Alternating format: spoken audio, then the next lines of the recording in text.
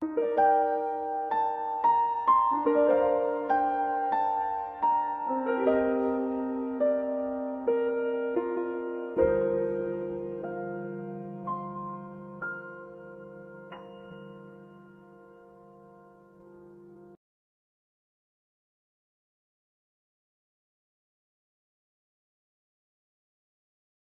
afternoon, everyone. Welcome to Piano Masterclass presented by Lee Piano Academy. I am Amanda, and I will be your host today. First of all, please take a minute to check whether your cell phone and any beeping devices are turned off. Please remain quiet throughout the masterclass as a courtesy to all performers.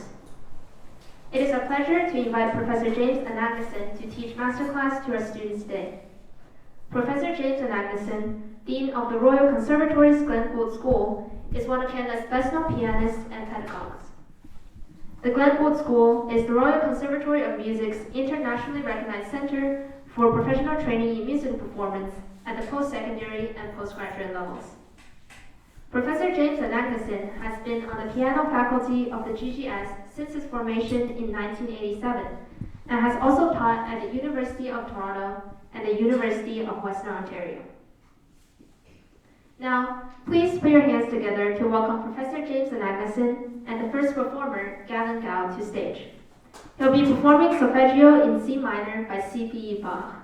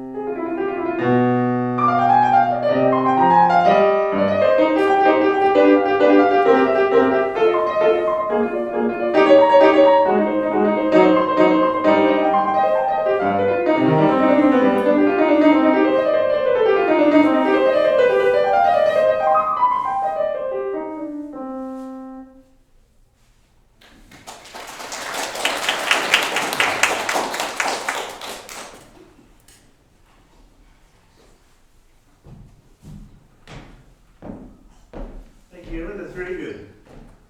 That's a quick, action-packed piece. How old are you? 12. 12. And how long have you played this? I don't know. You don't know? 3 years, 2 months, 1 day, 2 hours. Come on, give me a guess. An hour? 3 months. 3 months, okay. So, if you had to play this tomorrow, you had to come back tomorrow, and you just played it now, you had to come back tomorrow, and you had to practice tonight to make it better, what would you do? What do you think it needs most? Or what would you do? Or how would you practice?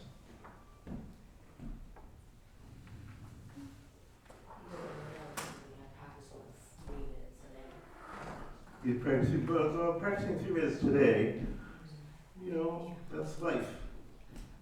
What would you do tonight?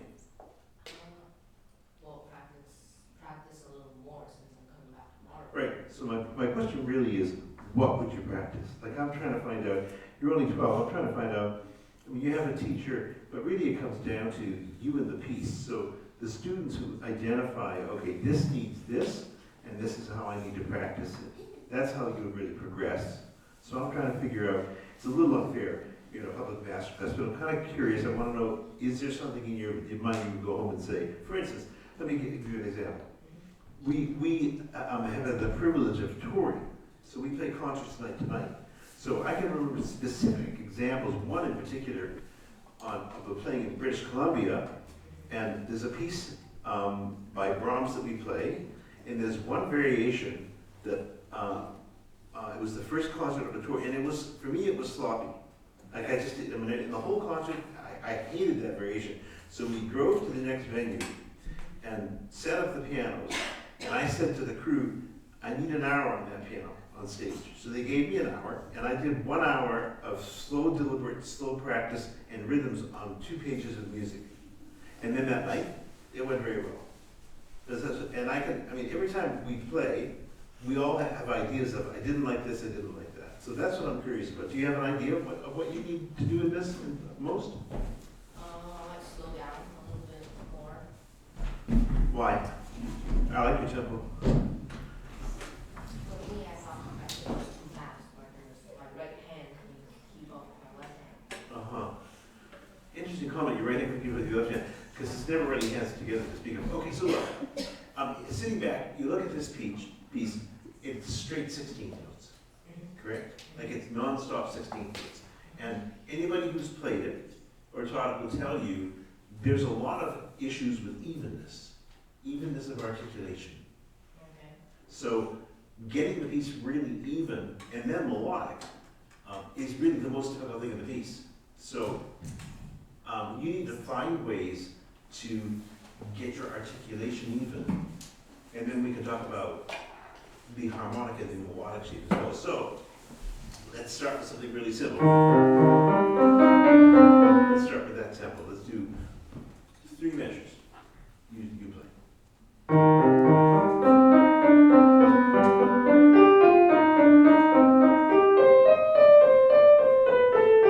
good.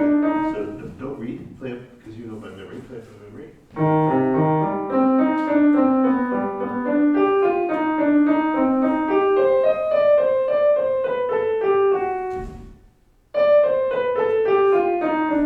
So now play, stand up for a second.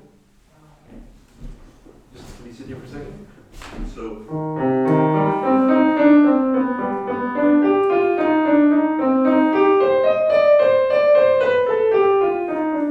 Is that different or the same for yours?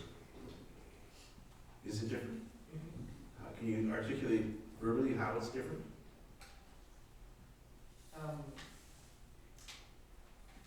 In the middle, there was something different. I don't know how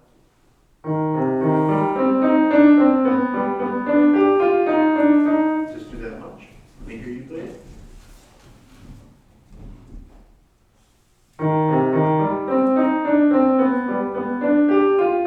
That's a little better. Let me try it.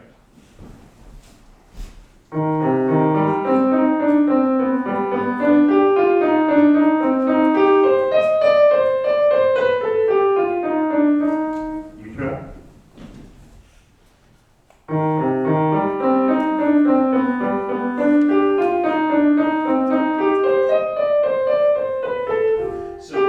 So let me tell you what I'm looking for.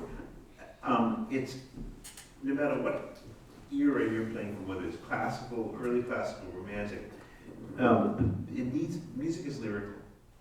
So the pianos can sound not lyrical. So I listened and I tried to play.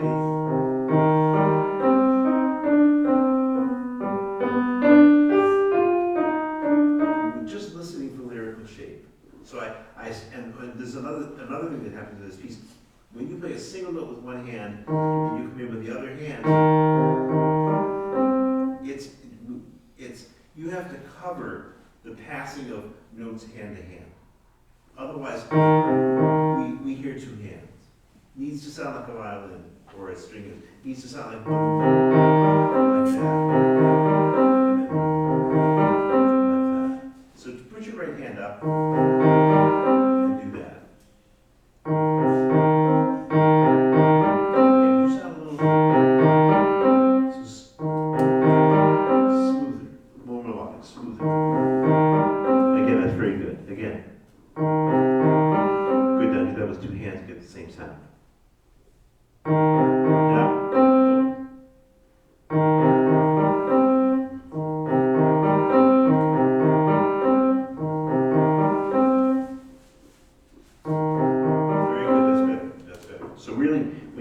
the note hand in hand. It needs to be smoothly, which is very good. So let's talk about, stand up for a second, I'll show you something else. So if you have this, and then you have this, and then you have this.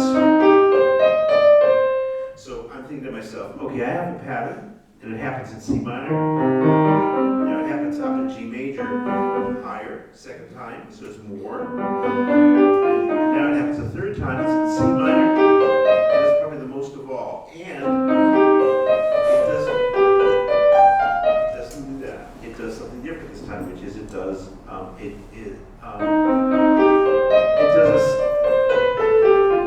scale down. So I just listen and try to make that scale unexpected and sound different. So try that.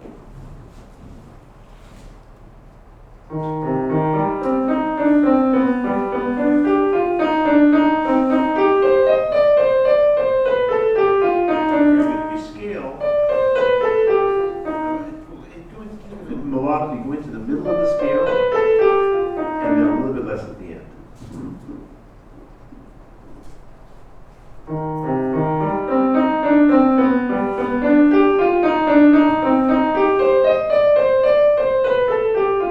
That's better. That's better. So in other words, smooth it, right? As melodic as you can. So I'm curious, and we've done that for 3 or 4 whatever minutes. So now play it a little faster and see if you can keep it even and make it melodic.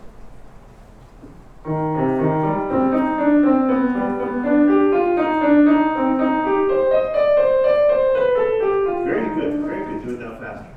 You could do.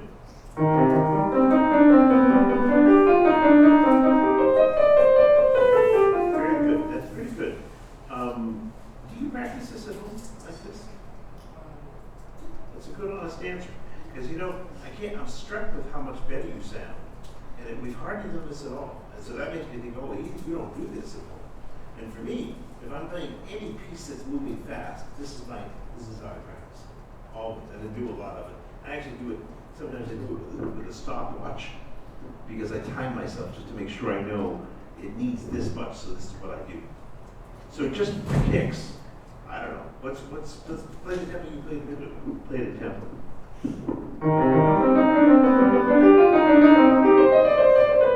Yeah, so that's better. It sounds as good as it was a second one, right? Can I suggest push this bench back? Good. So you want your upper body, you want to be leaning toward adequate, just like that. Very, very good.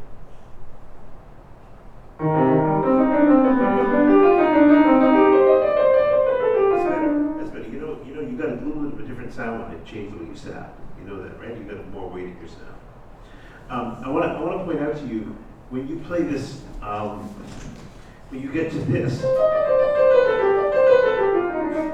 everybody's going to be uneven. I'm afraid this might be but everybody's going to be uneven on right there, 5th finger to 4th finger. So when you come up here,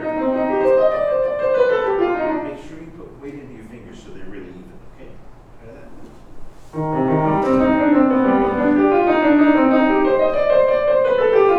Yeah, that's better. It's not, we're losing evenness as you go on. So what it's teaching me and it should teach you, when you go home, your most valuable, and this is what I was listening when I first asked you, what would you do to make it better? If you'd said that Mr. Anagnoson, you're going to play this tomorrow, what would you do to make it better? I would say, I'm going to home and I'm going to do this. For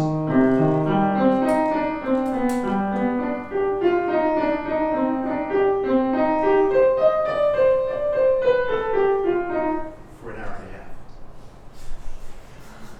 I would. I mean, and I know, I actually honestly have, I know how much time I need in certain pieces to get places to sound good. So I put stopwatch on the piano, because otherwise it seems like 5 minutes, I'm done with 30 seconds. I think, well, that must have been 5 minutes. Well, no, that was 30 seconds. Stopwatches are very good for keeping. And stopwatches are metronome. The thing about a metronome is you don't want to get mechanical, but you play my music, and I get you really connecting your fingers. But you need a lot of repetition. This piece is hard. What is this, grade 8? Good luck with that. You know what I mean? It's, in terms of if you really talk about playing it technically well, it's like a good solid grade 10. So you need to realize that challenge. Okay, so that's generally speaking. So those are the patterns. So melodic playing, slow practice, hand to hand. So.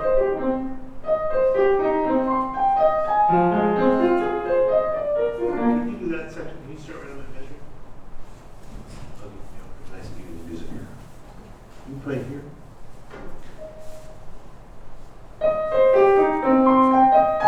Play more melodic. Smooth.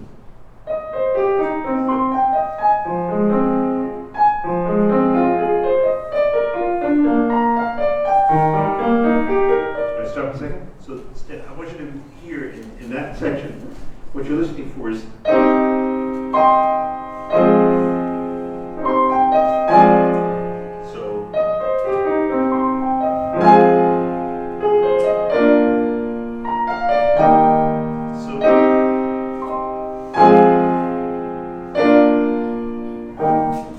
those are the chords. So when you play this,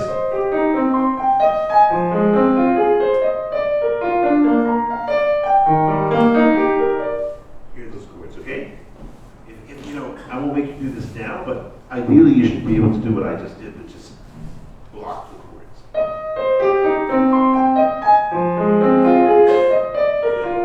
Good, very good. Keep going. Very good.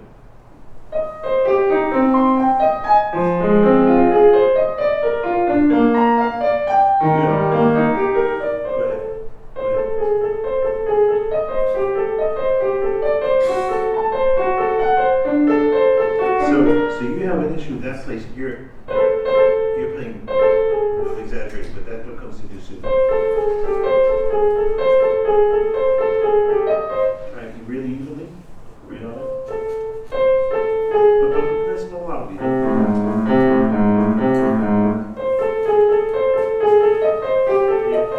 You're right. That second note of your right hand is early. A little bit softer.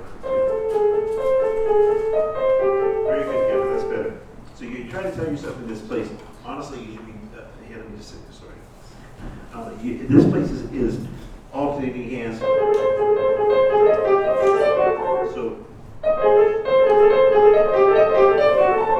you're. In other words, what I'm trying to show you is a drop. So you slow that down.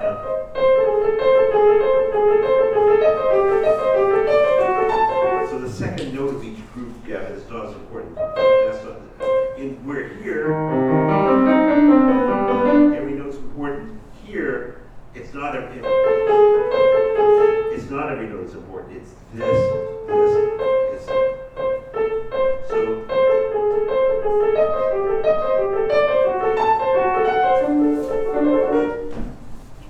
Try that.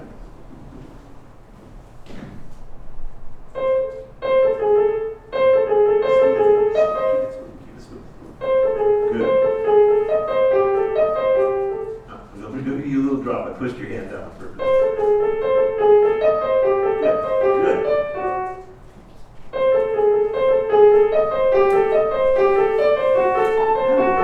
That's very good. You're very musical because you're hearing a shape that I did, which is this. In other words, you shape everything good, right? So that's the shape of that. Let's skip ahead to other patterns in this piece. So let's go here.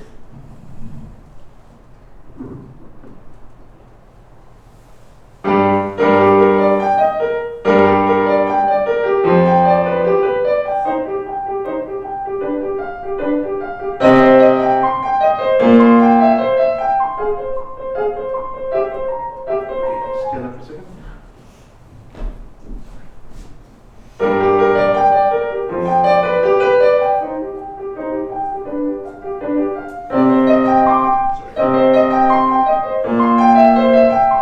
So what's different about that?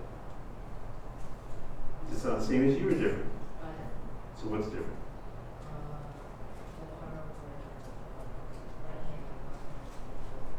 This? Yeah.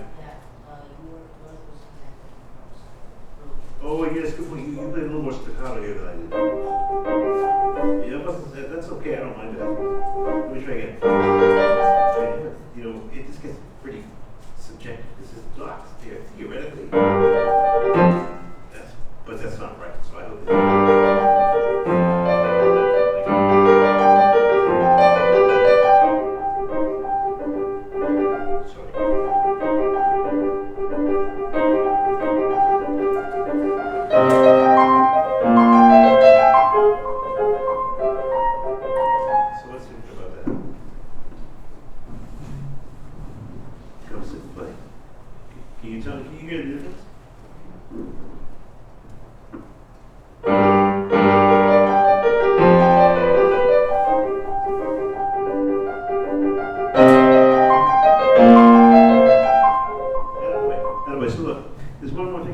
about this place. Your hand's not as big as I put your other hand up. Other hand. So this is called life is not fair. But your hand will grow. But the point is, for you, an octave is a stretch. But here's the more important point. To get it, because you don't get a good, your hand is stretched and you don't get a good sound in your octave. So here's what you have to know. When you push a key down on the piano, what happens inside the piano is a hammer hits a string like that. So that's what makes it a percussion instrument. So if your wrist is stiff, you get a kind of a tinny sound. If your wrist moves, you get a warm sound. So show me with your left hand. Move your wrist as you play that key. On the key and move. That way. Very good. Again. That's right. So of all the things I told you today, that's the most important thing I told you. Because that's every place in piano playing. And the more advanced you get, I'll say it again. When the hammer hits the string, your wrist has to move. And if it doesn't, it's a bad sound. That's very good. Okay, so go there again.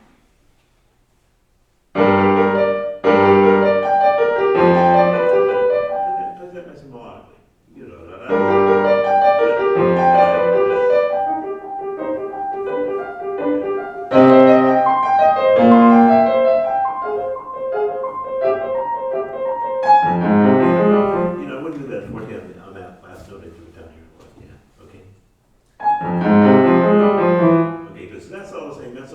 Let's go to, from here.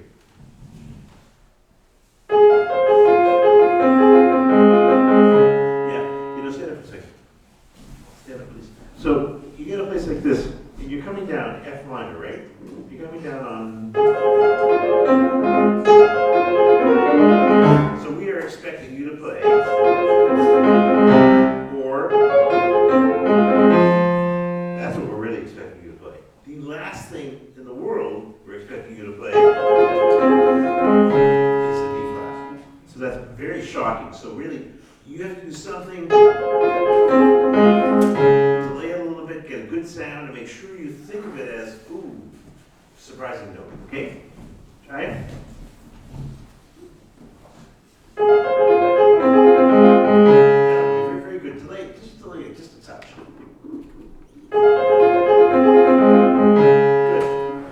Okay, do that and go on.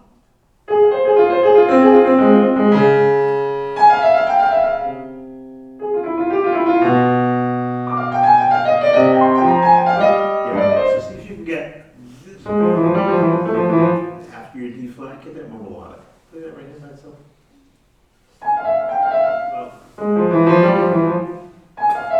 Yeah, very good. From the D flat then, and don't hit that note.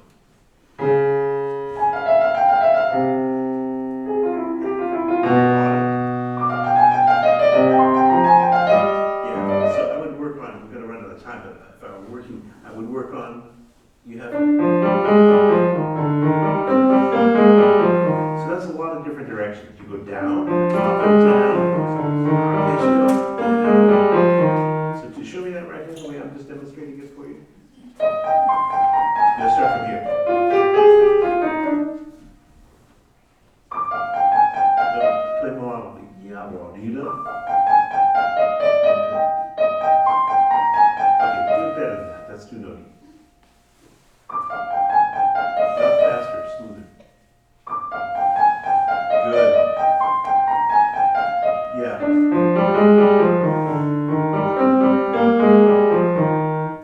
Just doing melodic. Yes, and then very good. Got a very good ear. Good for you. Good for you. Okay, and that's really, the ending is the same as the rest of the piece. So the bottom line is, this is an etude. This is a difficult piece physically, but I'm really impressed with when I show you things and ask you to play melodically. When you play extremely melodically, it's very musical playing. But don't let yourself play unmusically. Don't let yourself just go ticka-ticka-ticka-ticka-ticka, right? And the faster a piece, the easier it is to allow yourself to do that. Okay? Good. Nice work. Time for a photo op. 1, 2, 3.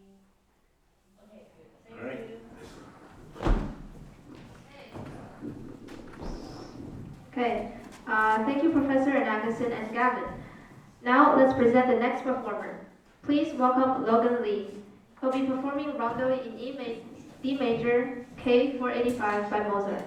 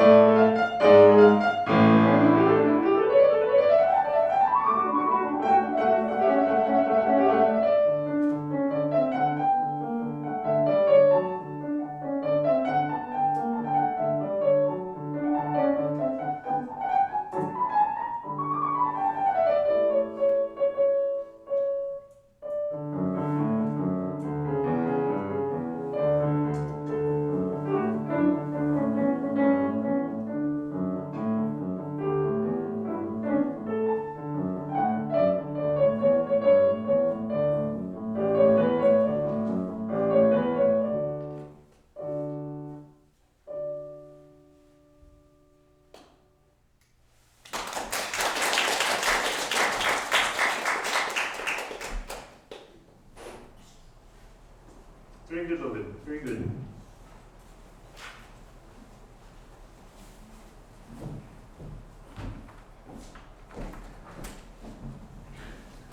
And how old are you? How old are you? 10. And how long have you played this? Like 2 months. Good, good. It's very musical playing. It's very it really is. It's very musical playing, and you do many, many things really well. So I'm going to talk about maybe something a little different.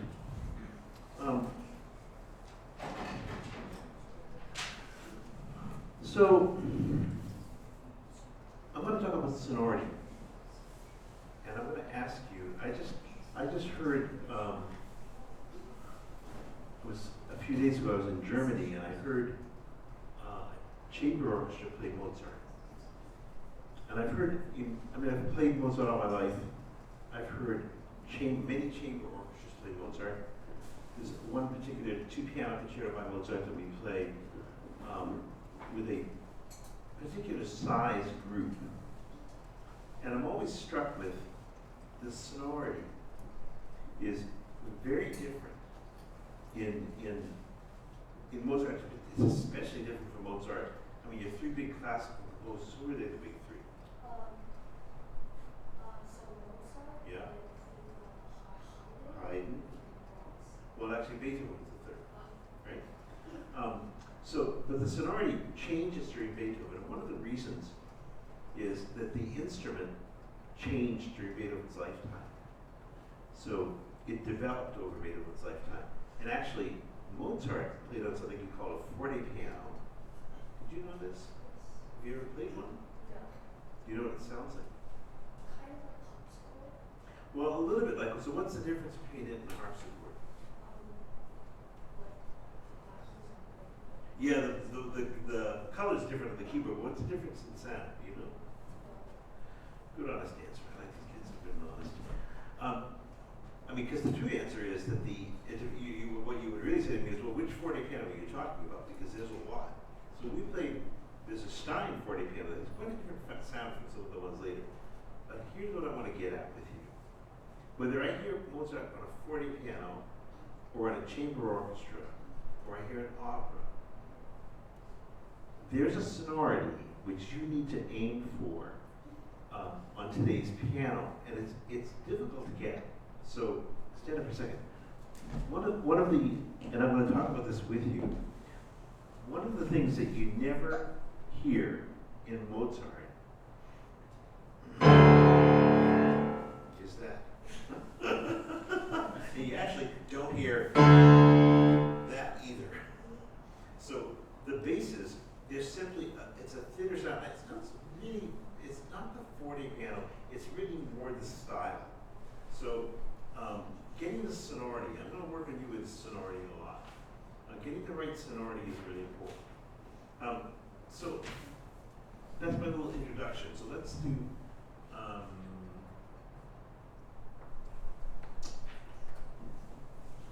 let's go through. So first of all, I like your opening quite a lot, but I want you to play it again, okay?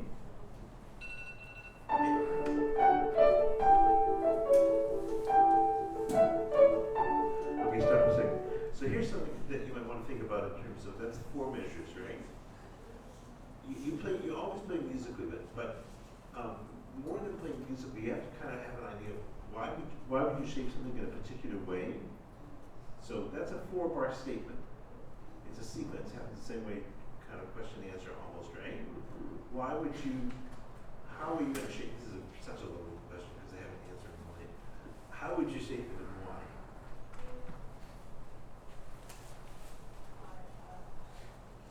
Okay, so here's the answer. I love this answer. This is exactly right. You know, because you don't know.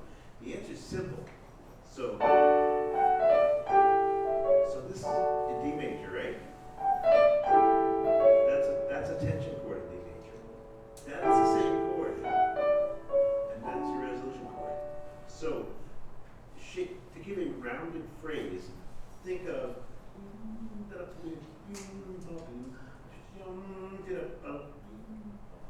so one goes less to more, but the next one goes more to less. And it gives what we call a rounded phrase.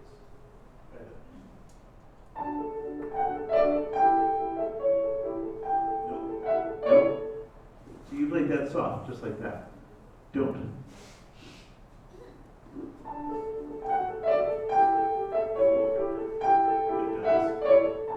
Okay, so yeah, I like that. I mean, anyway, to me that makes a lot more sense. It gives it, by the way, what it really gives is it gives it a long phrase. So,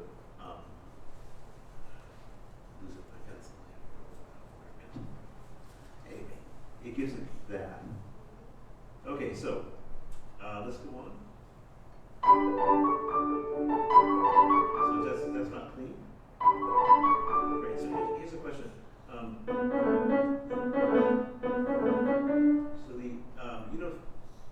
the thing with fingerings is this. There's no right or wrong finger. But I can tell you, if you did 3, and I would do 2. So I want to hear you play 3 the way you did. Now let me hear you play 2. Again. Again. 2. So that's super clean. It's better fingering, you know what? Because your third and fourth fingers are on one tendon. So when you play your fourth finger up on a black key, it's really more difficult to get it articulated. You ever done this thing where you put your hand down like this? You ever done this thing? You put your fingers down. So curl your third knuckle under. Only your third. So you've got. Put your second finger out. Put your third knuckle under. Okay, now move your second. Move your fifth. Move your fourth. Well, if you put this down there, you move your fourth. You can't.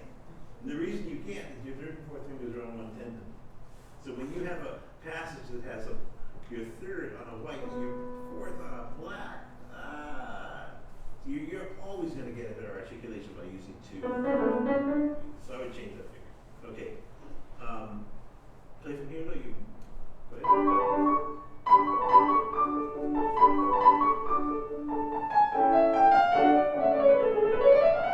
Yeah, so 2 things. I never liked.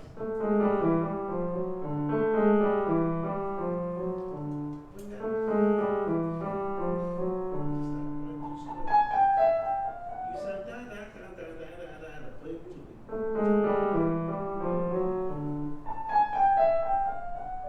Attaboy. So this chromatic, right? This, that E sharp is like that's from Venus or Jupiter. Right? That's a really unusual chromatic note. So be aware of that. Play a chip. And it will be very good. So a lot of chromaticism in Mozart. It's very expressive. Okay, so now I want to hear you play that scale thing. Yeah, I like it. Did I play that? That's good.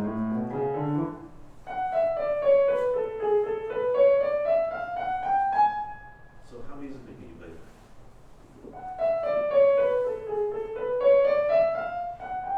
Again. I still feel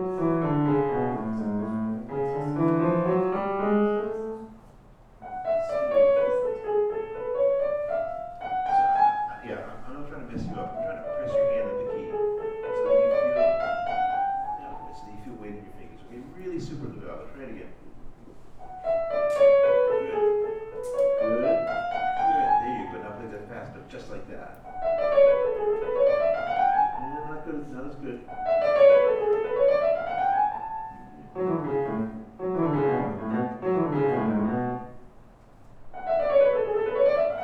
That's better. Okay, so melodic. Let's hear you do that. Fast, too fast.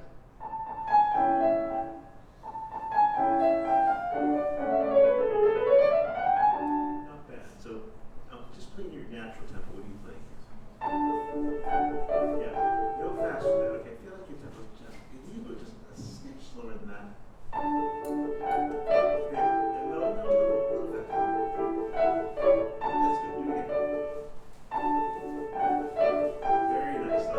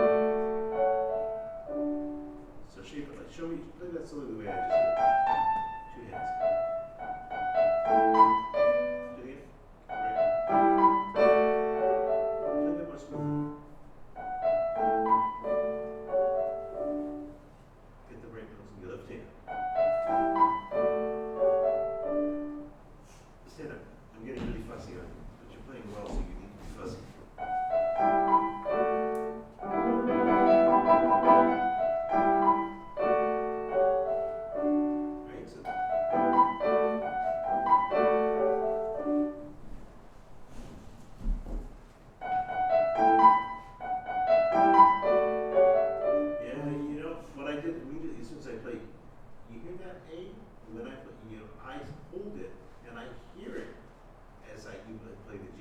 You play your G so loud we can't hear the A. Okay, so try to listen to your bass line. Attaboy, that's so good. Do it one more time. Lovely. Okay, good. Let's go on.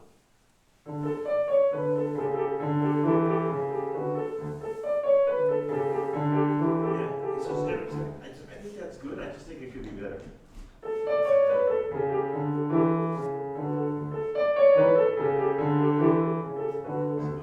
So it's a little different. Like you did like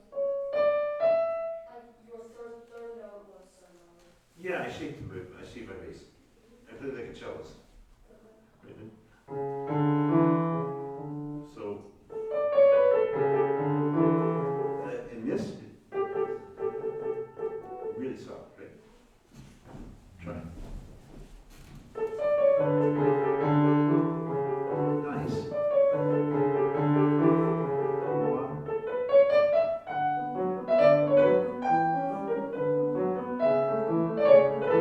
So stand up a second. This is lovely, by the way. This is really, really nice playing.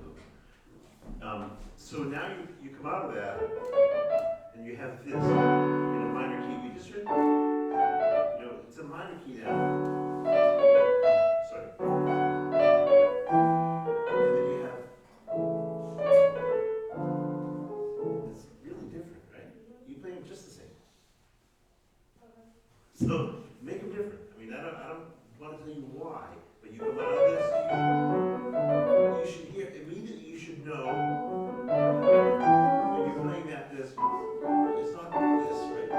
It's not major key, it's a minor key. So you come up, and then suddenly,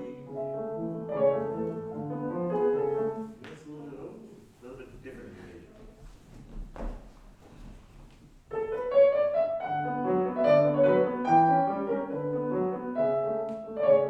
Good, but it can be better. Play your left hand softer.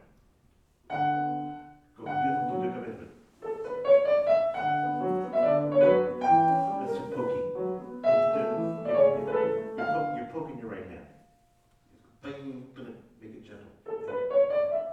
Good. And then, you can make it better. Come on. It's good, but it can be good. Lovely. The gentle. That's really good. Okay, so why play okay when you can play really well? Right? Look for more. That's really lovely. Nice play. Okay, let's go on. That hurts.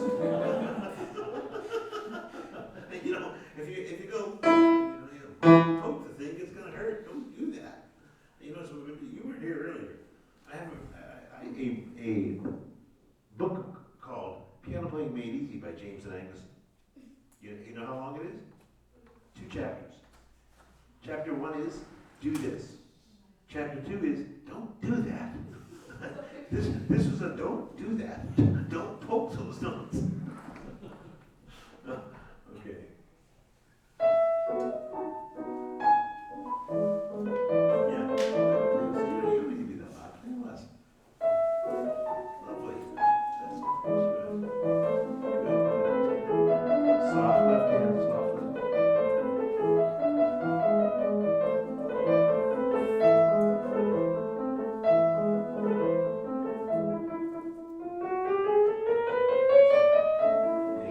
Can you do that smoother?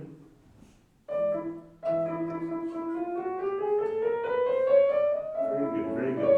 So can we go back? Let's go from here. Okay,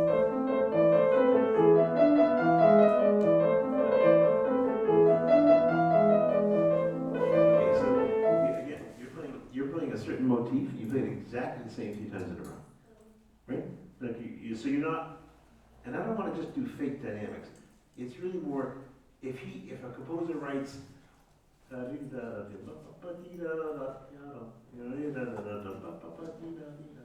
He's looking for something, right? So he needs to feel like it's looking for something. And then it will sound different. So try that.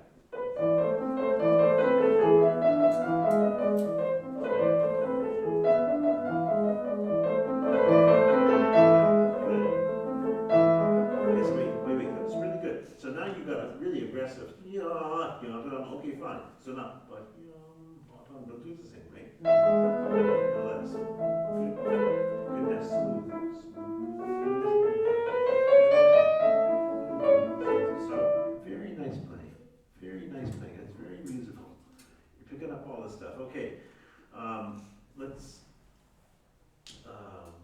come from here.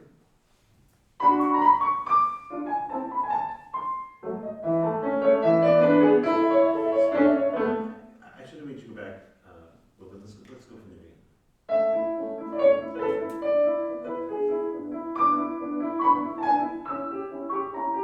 Okay, so wait, so that's different still, right? How's that different? You sang on pitch, he went, right on pitch. How's it different?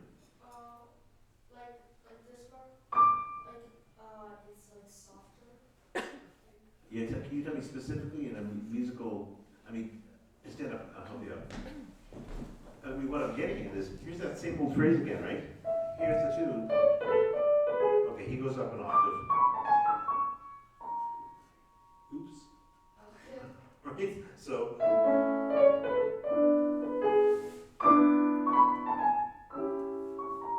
Listen. Woo! What kind of chord is that? That woo! What is that? Major, minor, dominant, or diminished? Diminished. Thank you. When you play a diminished chord, it's got an aura of mystery. All right, so let's hear some mystery. Don't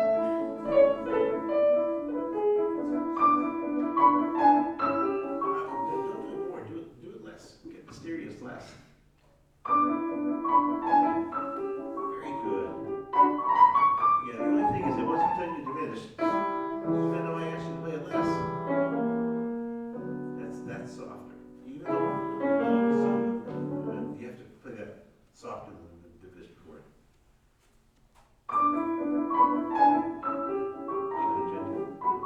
Very good. Here's an idea.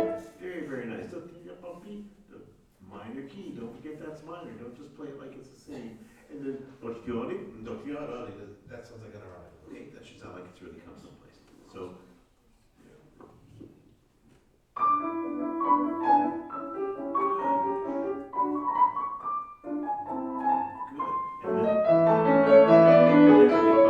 But don't rush me, yes, that's a great idea. Very musical. All right, let's go right where we stopped.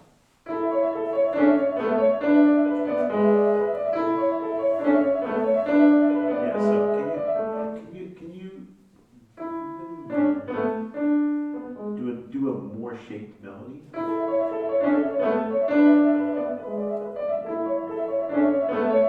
Good. Okay, wait. So this is Liszt speaking on here, right? But we're not playing Liszt, we're playing Mozart. So when you play those octaves, half the sound. Okay? You know the piano changed in the late 1800s.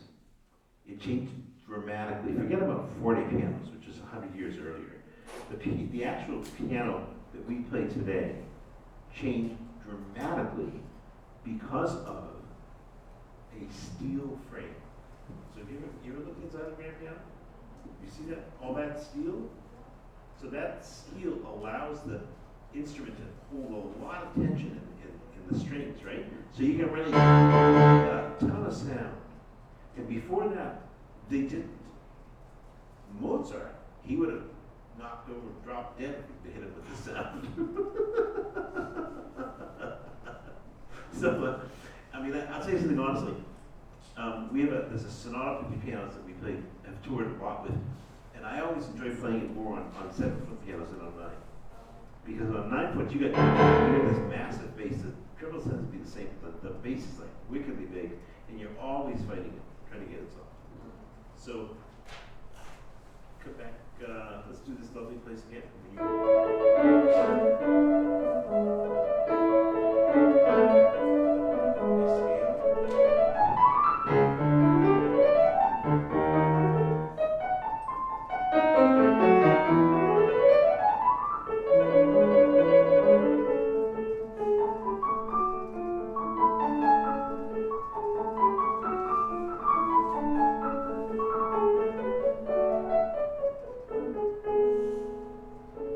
Something.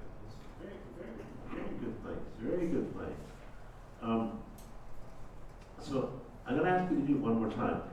You played a much more gentle bass, but you played slower. Right? Don't do that.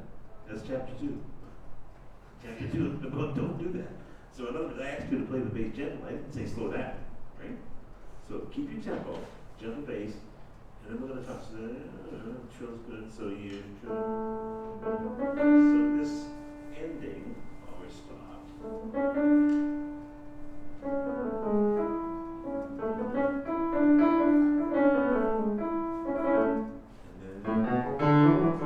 So that's 3 times, right?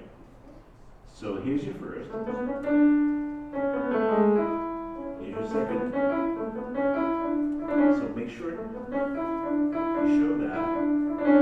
And so that whole second ending is completely different, right? And then the third ending, why is the third time around, why is it different? I'm starting right now, why is this different?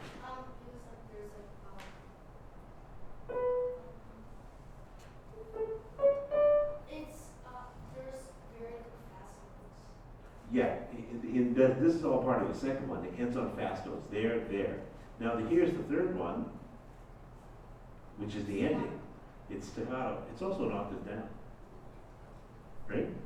So that makes a big difference. You come down that octave, it should really sound like something different. And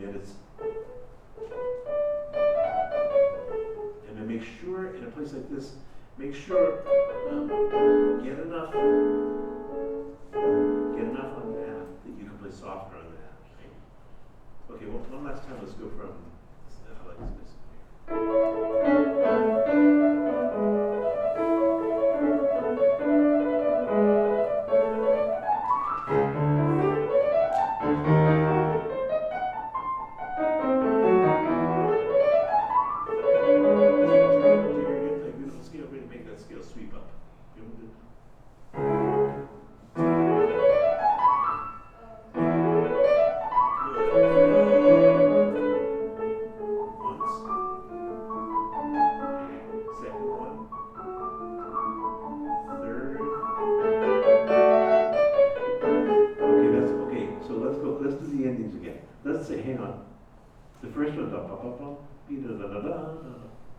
Why don't you do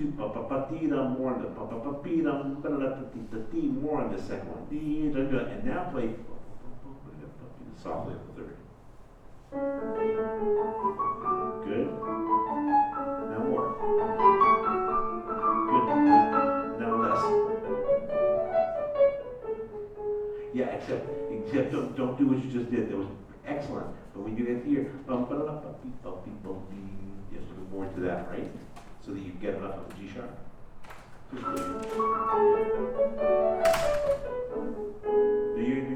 You're doing dum dum da la pa pi pa pa pa, and then you're kind of screwed. You're dead. You go dum dum da la pa pi pa pa pa. So then you have you need sound on that. So.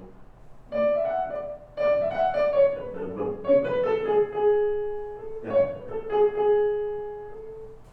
Show me that. Just play those notes. No, don't get softer. Get more into that. Yes, exactly. So the last ending.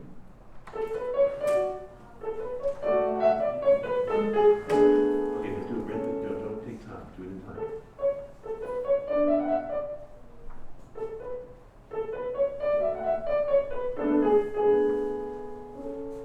Okay, let's go on with it.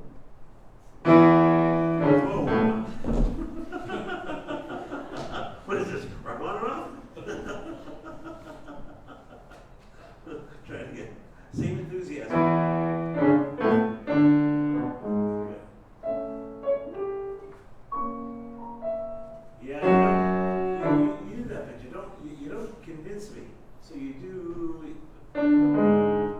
this, then you do.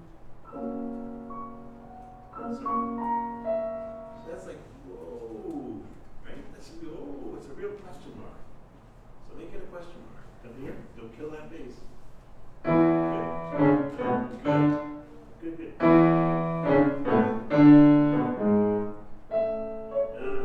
Look, play loud.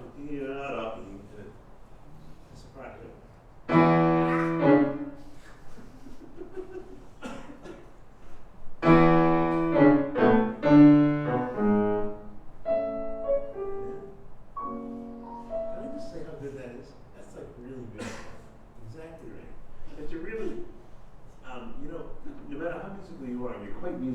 You can't take anything for granted. You got to really think about everything you do and do it for a reason. And then it really is convincing itself. Okay. Watch the space. Here we go. Good. Same thing. Yeah, did you miss that? Ready? Sure.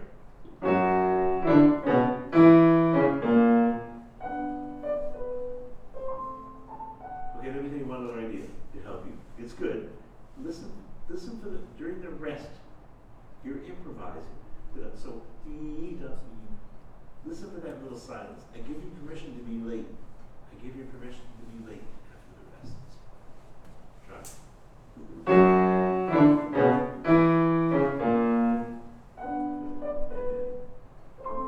It's so good.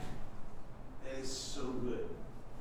Students always play early after rests. Always.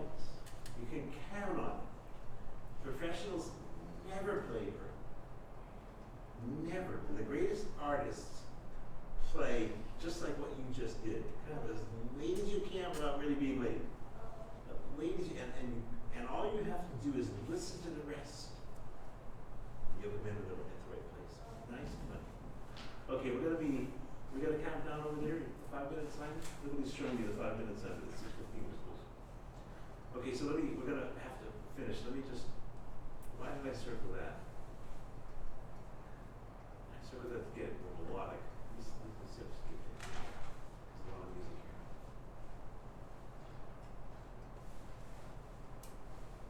Oh yeah. So we had that passage. Let's do. Can we? I want to get into the skates. Well, but let's go here.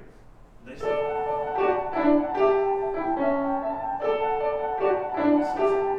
Don't hit your left hand. You're gonna whack that. Good.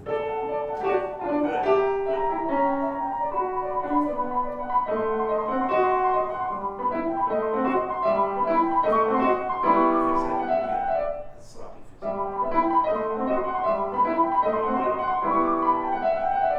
Fix it. Don't ever play churning. Do it again. No churning allowed.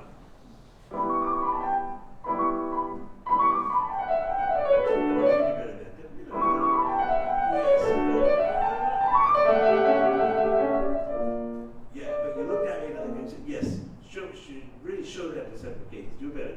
Do from here? No. Yeah. Listen.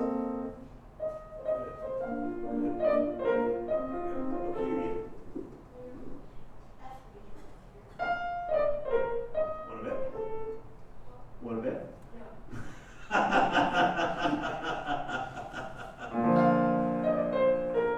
What key is that?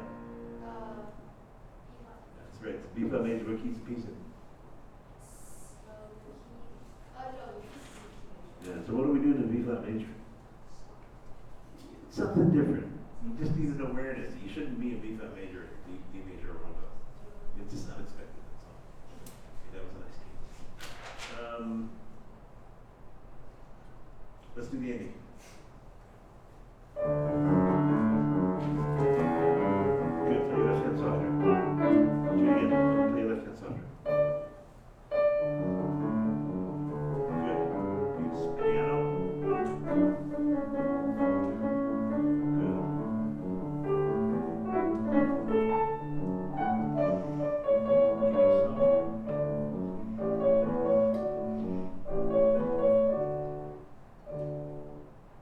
This is musical editing. It's so good.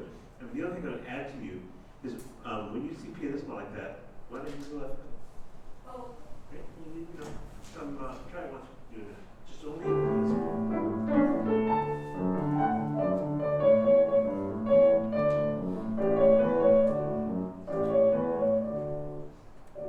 Yeah. Nice. This piano has a nice sound. Right? Some of them do. Okay. Nice work. We're done. We're good. All right. Very nice work. One more. Okay. Okay. 1, 2, 3. Smile. Okay, thank you. All right. Logan. Now let's welcome the last performer of the day, Mars Liu. He'll be performing Ballade number 1 in G minor, opus 23 by Chopin.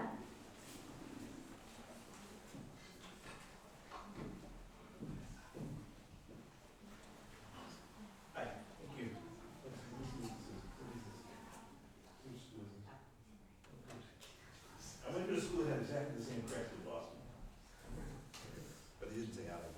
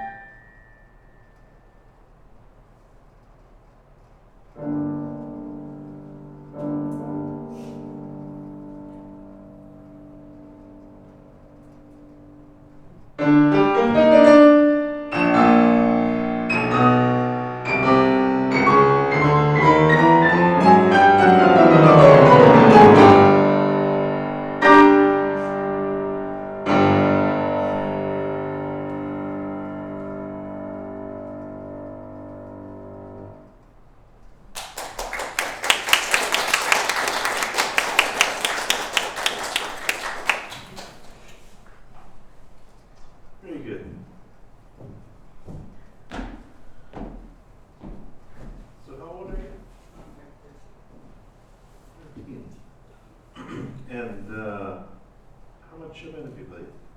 How much Chopin have you played? Lots? Little? Well, I can't really say. You can't say. You can't say. Well, let's start with this. How many ballades have you played? One. This one. How many scherzos have you played? How many have you played the fantasy? No. Ballet's fantasy? Waltzes. So you haven't played much Chopin. You can't really say. All right, I'm teasing you. So look, you know, I have a funny, slightly, I think, to me, a very personal story about this piece. I love this piece, but it's the first piece. My brother used to play the Emperor Concerto when I was growing up. He used to play it on recording, which I loved. But when I got to school, to professional school, my roommate played this piece, and it made me crazy because it was so beautiful. So I would make him, at the end of the day, we were practicing 6 hours a day. At the end of the day, I would say, Charlie, I need you to play the G minor Ballade for me. And he would play it. And sometimes when he got to the big middle section, you know what I'm talking about, right?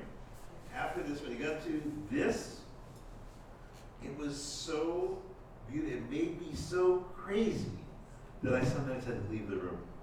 I couldn't get through the piece. I actually had to leave and say, "Oh, you have to play for more." That's how much it moved me. It's a fantastic piece of music. So look, well, what's you're 13, you're smart. What's your own self-critique? I would like to start with that. Well, the first one is obvious. I felt like I messed up at some places. Yep. Here and other sections. So the place, show me where you messed up. Show me one of the places you messed up. Yeah, well, we'll do a few. Pick one.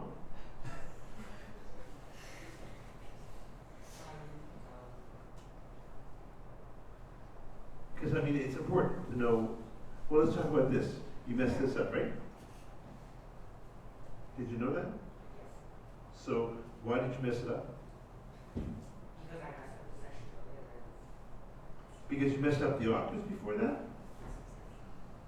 You were thinking about that when you got to there? Is that what you're saying? Because that should have nothing to do with this. I mean, you did it, it's done. But you get to this, because my answer is you messed this up because you went way too fast. Way too fast. You went, you took a Ferrari and you hit overdrive. So it went right out of your fingers. Right out of your fingers. And I was curious about, and I'm just humor me a little bit with this, okay?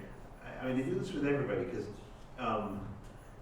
if you play too fast, playing too fast is public enemy number one for pianists.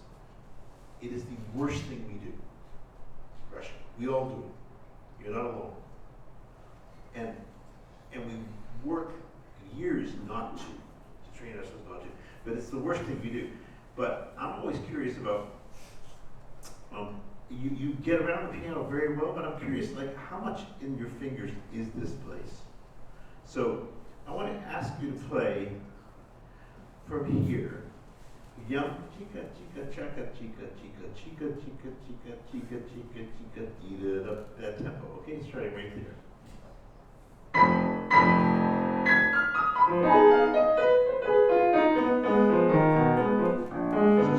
So, do it again. No music. Yeah, it's not ba, it's yum, tika, tika. In other words, in time. You take a gigantic pause.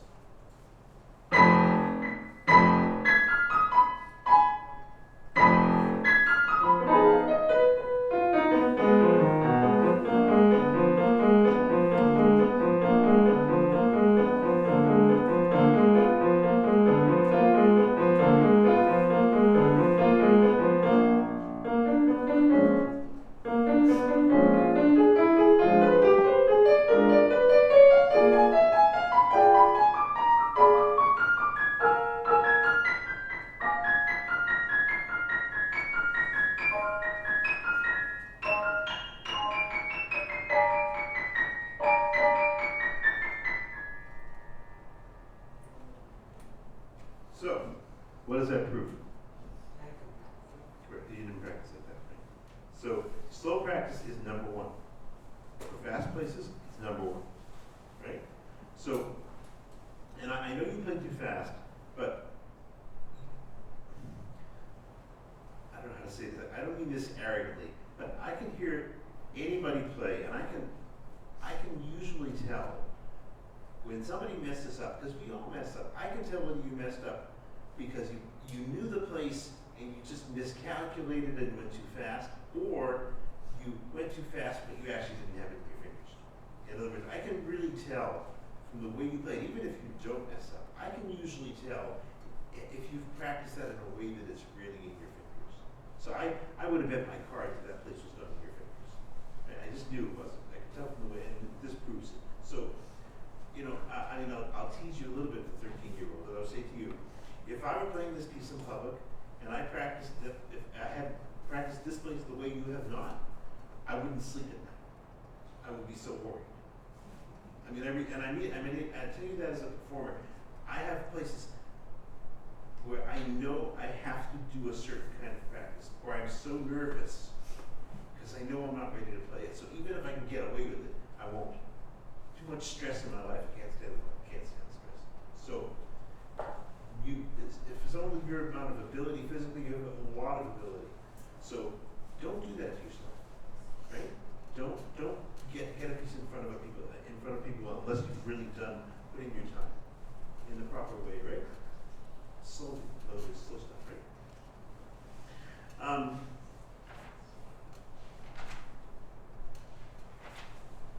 Can I hear you play the coda tida tida? Really, a little slow.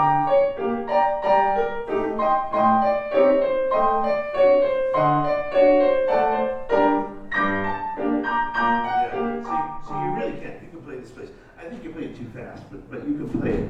So let's try and talk through the piece. I mean, there's a lot of stuff to talk about. I'll give you my broad general impressions. I think you're very musical. I really do. I think you make miscalculations about tempo. I think you exaggerate a lot. I think you exaggerate stops. You slow down way too much in certain places. You go way too fast in certain places, so you do a lot of exaggeration, and it lessens the impact of the piece. And I'll show you specifically where. Having said that, you do a lot of good things. You have a lot of some very good ideas about what the piece should do. So let's go through it all. So I'll give you some specifics. To begin with, the introduction. So the introduction, when I've taught this, I've said to my students, I feel those first two lines before you go into the motif, I think it's almost the hardest line of the piece. It's one of the hardest lines in Chopin. Did you know that? Because you don't think of it that way, do you? I mean, I do. It's just very difficult to play in a way that's natural and meaningful, without exaggerating in a number of different directions. So, do you have any imagery for it? Could you describe what you think it is? Because the piece starts with that, right? I mean, that's the beginning of the piece. What's this introduction all about? What kind of imagery do you have? Any? Like, why did you write it?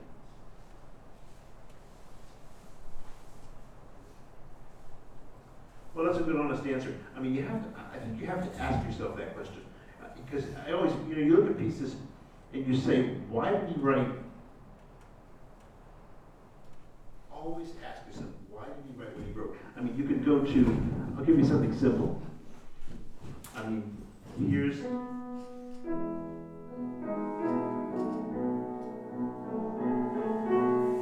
one of his most beautiful etudes, right? So, he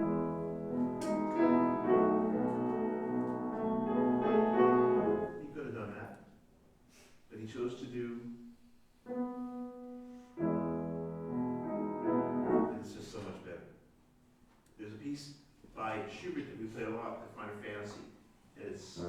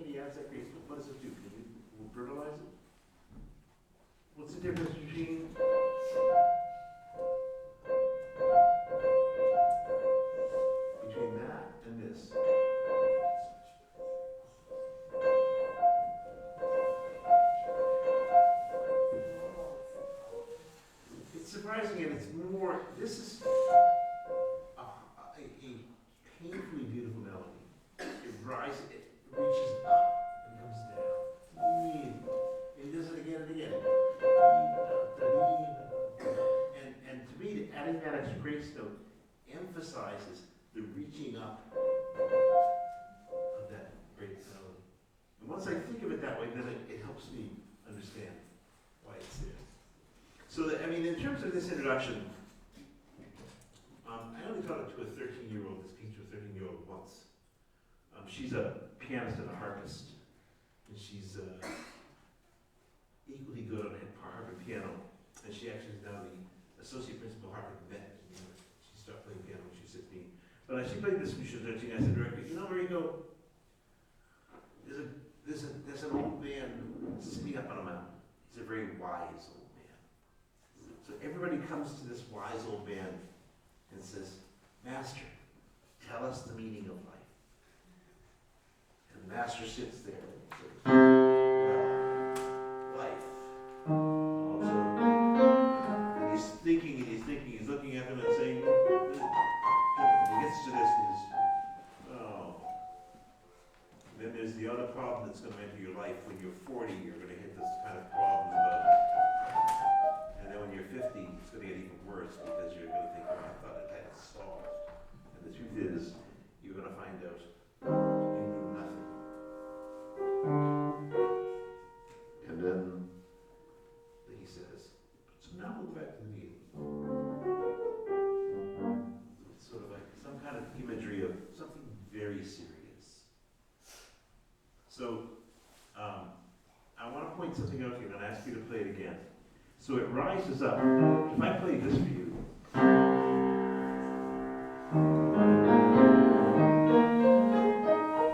play it again, sorry.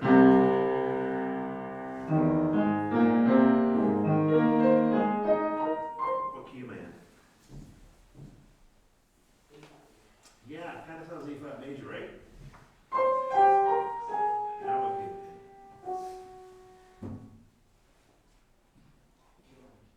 Well, maybe, right? You're smart, maybe.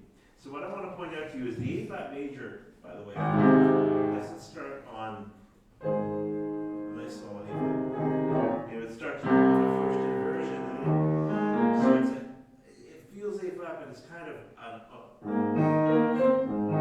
open, ambiguous feel to it. And then suddenly he starts to come down. What I want you to know and think about, when he comes down in G minor harmonic scale. He comes down, down, down, down, down, down, down, down. So if you think that, then something can help you determine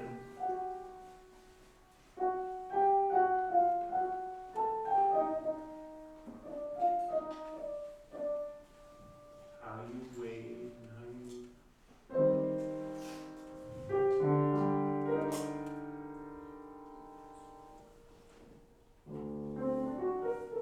how you go on.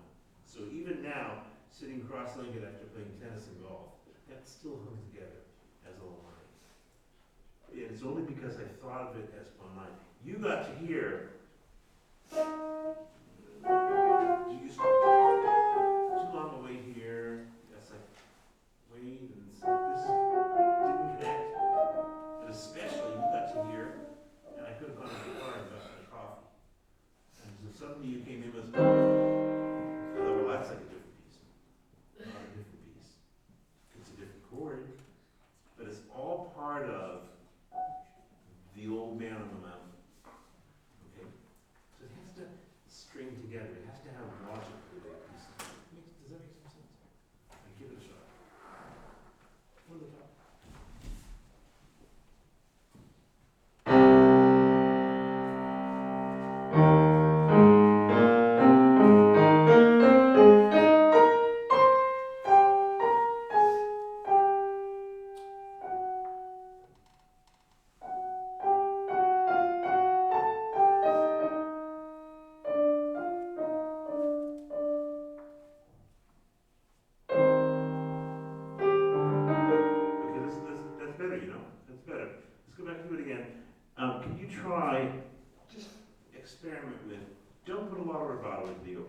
Pesante. So you've done your C's, just play this.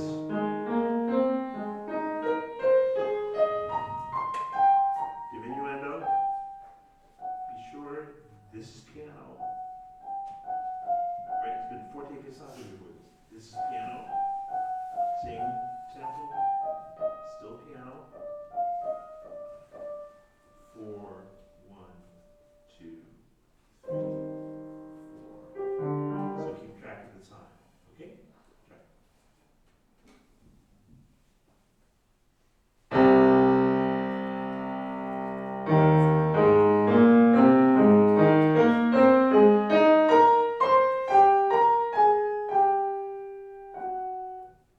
So that's wrong.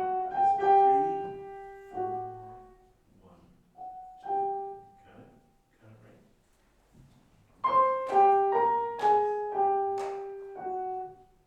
What's so short? 4, 1, 2. Sorry. 1, 2, 3, 4, 1, 2, 3, 4.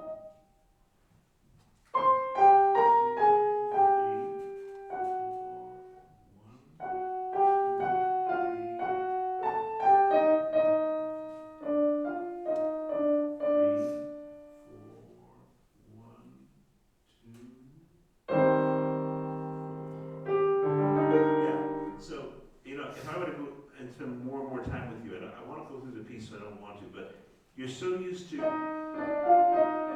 and you're immediately on the next chord. And it's exactly everything I was telling everyone else. You get to this, you get to here, you stop. Even though your inner meter knows, you get to this, you stop, stop. 1.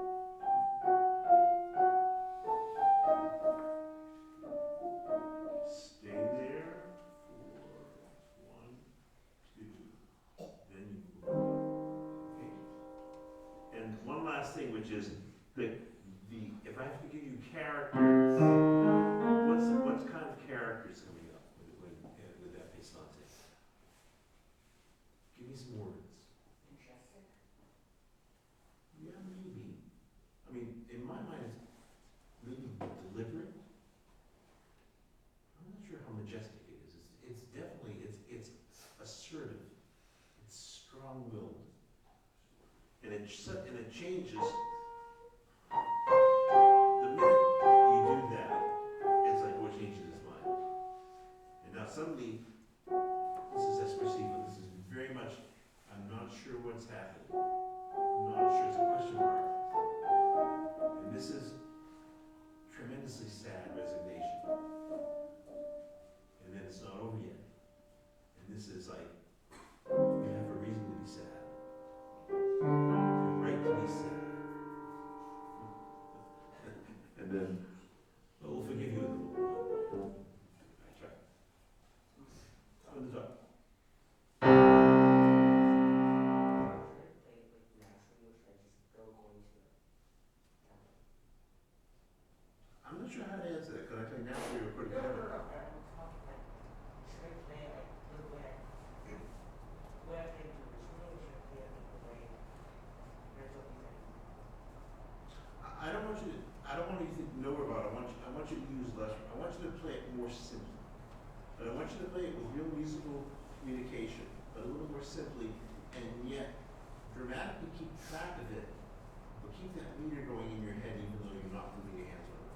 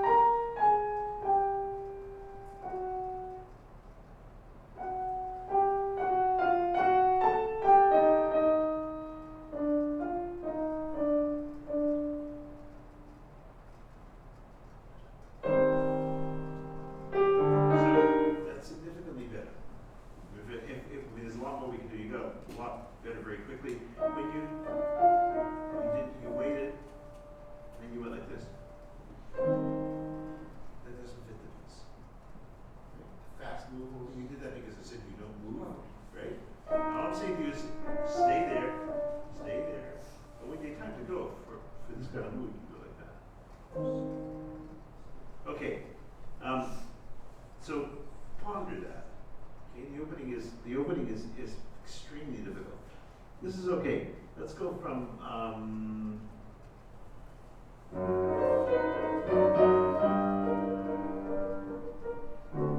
pick this up someplace in here.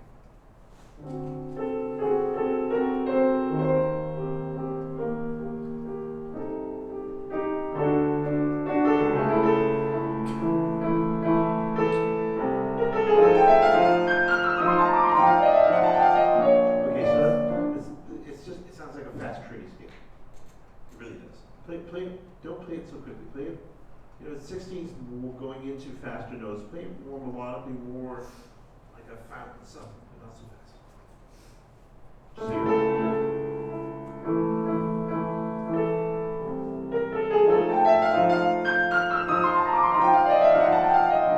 It's the ending that's too fast. The beginning was fun.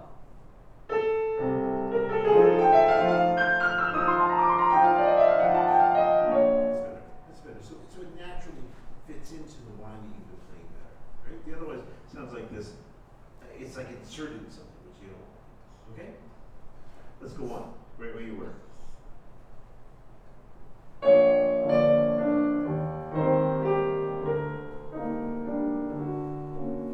Very good. Be sure you hear when you're playing this.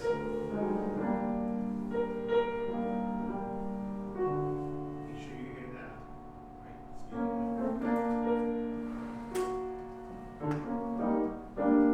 Yes. Make sure you hear it as you play the F sharp, right? So you have this. This is still held. Make sure you hear it. Okay. The D and the B flat. I also want to point out to you, by the way, you know that's this.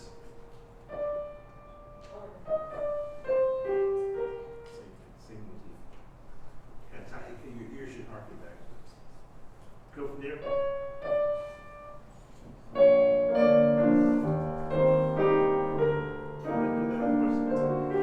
With more sadness.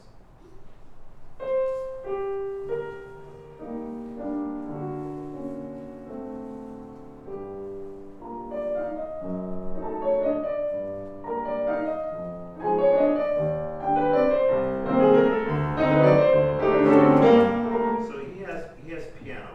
Then at the very end he has a hairpin up. And then he has forte agitato. You're getting agitated here. You're doing way too much. Just play it. Be simple. And then, yeah, it's forte agitato. It's not presto. It's only forte agitato. And even this is not presto. In other words, this is one of these places that gets exaggerated too fast. Try to let's go right on this.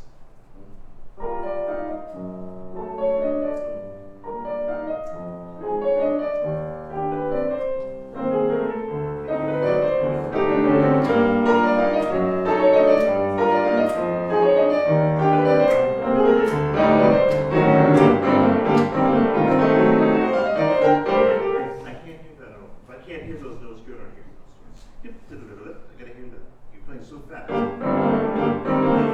play a little faster, but you gotta hear the notes.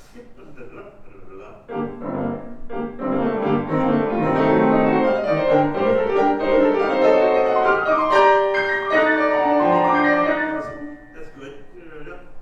Yeah, this is the important place, right? You're going to that D. Make sure that it's going to raise you up. So just don't play quite so fast through those three notes. That's a big change. Come here.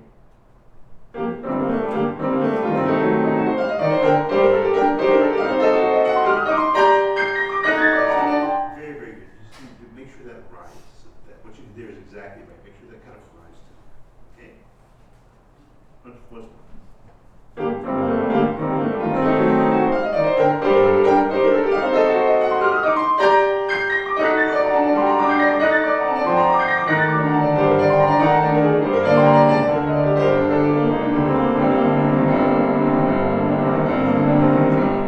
Don't pedal like that.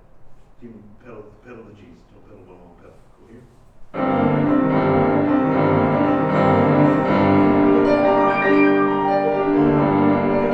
So this is the agitation.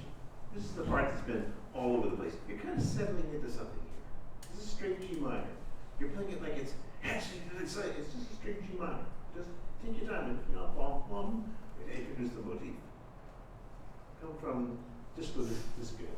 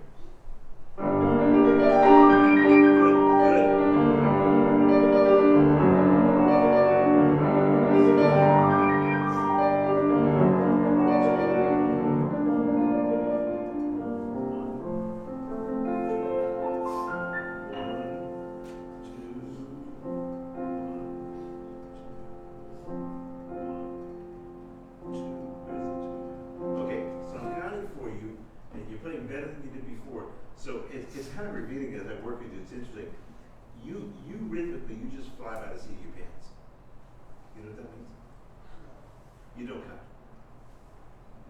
There's an inner, I'm not telling you to play Chopin, I'm not telling you to play Haydn.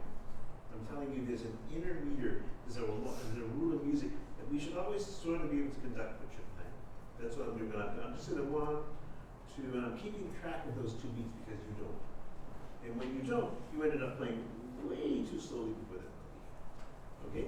So that's really interesting. You have to go through it. I saw it in the opening, I saw it in the, when you came in on the very first place you demonstrate. You don't really know how to count the piece. You haven't taken the time. When you're smart, you'll get this one practice session. But you can't ever ignore rhythm. Okay? Same in the intro. It doesn't mean never about, but it means, rhythm is rhythm. You gotta really know where the beats are. And then know how you're gonna choose to make decisions about spreading things out. So let's go. I want to get into this. So I want you to come someplace you can get up. Maybe here. Very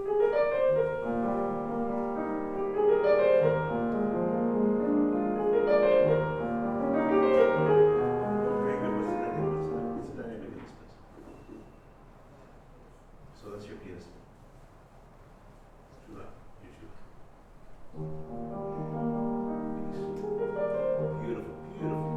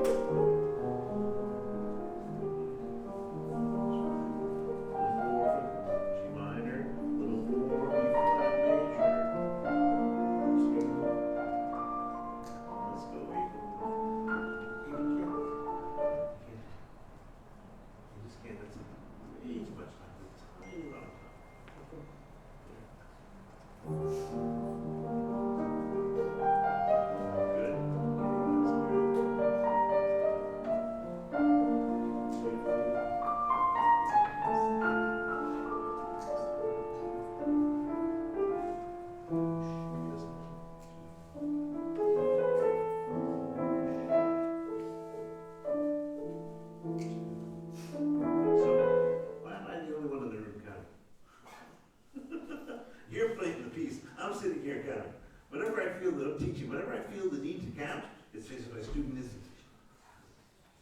Don't lose track of beats. Okay, I'm going to skip. I want to, but do you understand what I mean? Do you believe me? Yes. It's really, there is never a time, I don't care how romantic a piece is, there's never a time where you should lose track of beats. You got an intermediate. And I want to tell you one last thing about Chopin in terms of rubato. You know what Chopin felt about rubato? He hated it. He actually disliked rubato. I'm shocked, right? So it doesn't mean play like Haydn, but it means realize when you play Brahms in German Romantic, there's rubato. There's Chopin, avoid rubato.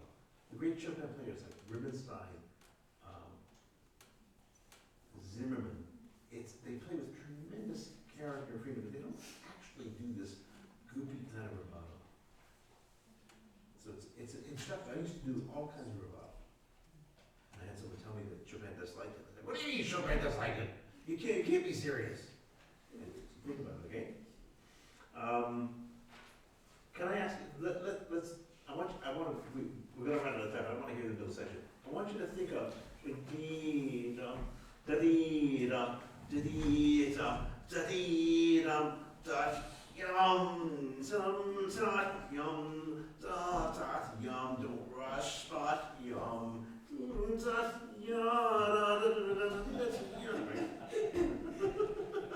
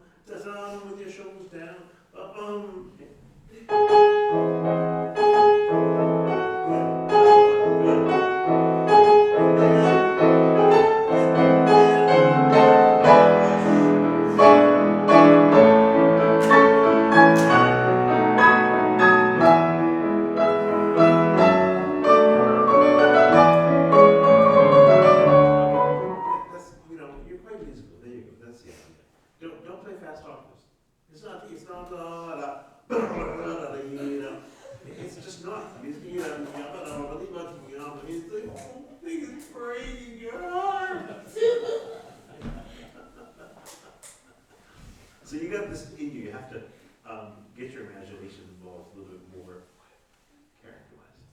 Okay, I'm sorry, we're out of time. Nice work. Give me 5. You're welcome. Salmon rolls. Okay, thank you, Professor Anagnoson and Mars. And that will conclude all of our performances from the master classes today. Thank you all performers, and especially thank you, Professor James Anagnoson.